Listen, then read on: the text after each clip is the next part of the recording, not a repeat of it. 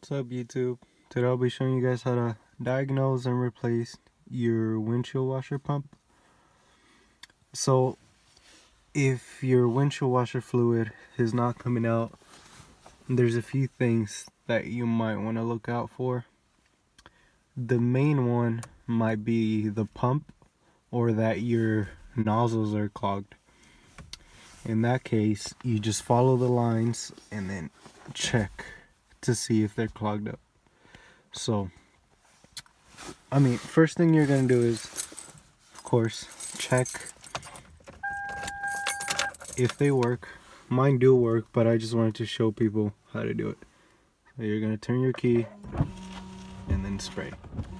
If you can hear the pump, I don't know if you can hear it, but nothing comes out, then it's probably clogged up. So like, I'll be quiet so you can hear it.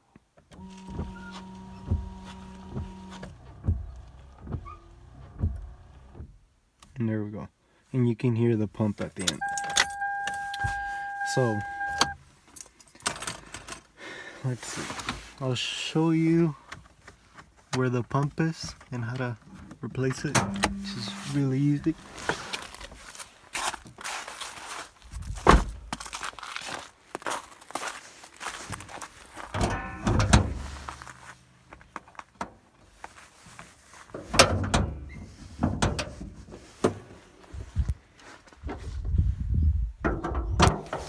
Alright, so for the Toyota Celica, it's going to be under the passenger side. It's going to be right behind the tank. I don't know if you can see it. Alright, so there it is, right here. You can see it right there. Might be helpful to just move your wheel to the side. Right behind the actual tank, you're gonna see the pump right here, and then it has this hose coming up here. This is for the rear, this is for the front, and for this you just wiggle it out and then put your new one in with the little, I don't know what it is, some rubber type of gasket, but it's really easy. You just put the gasket on the pump first, and then you put the pump, make sure it's really good in there, and that's it. That should be pretty easy. If you can hear the pump working and you're not getting any spraying, then you might want to follow this line right here. This is the one for your windshield washer fluid, for the nozzles, I mean. They're gonna be right here. You can either separate it right here, or maybe even down there, but yeah, or you can even get some, like a needle or something, and just put it in there, so that might help. Alright, another thing that could happen is that you're not getting enough power to it. In that case, you go over here, there's gonna be a clip on top of the pump.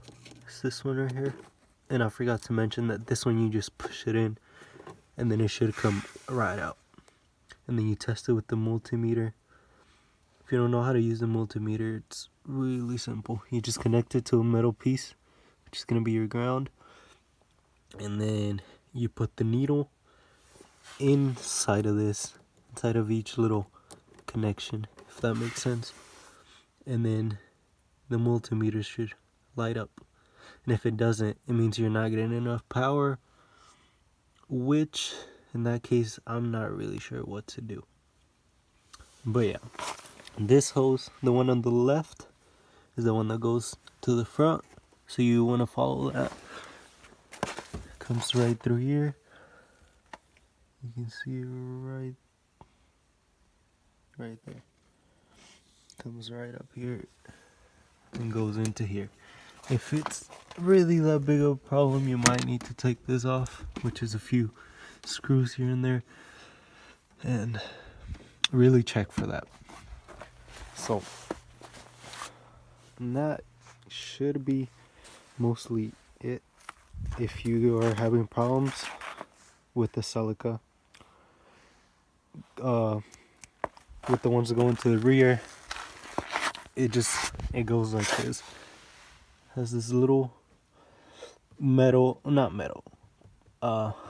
black hose, plastic hose that goes to there, and then it connects to this hose right here that should go into a hole right here. That little hole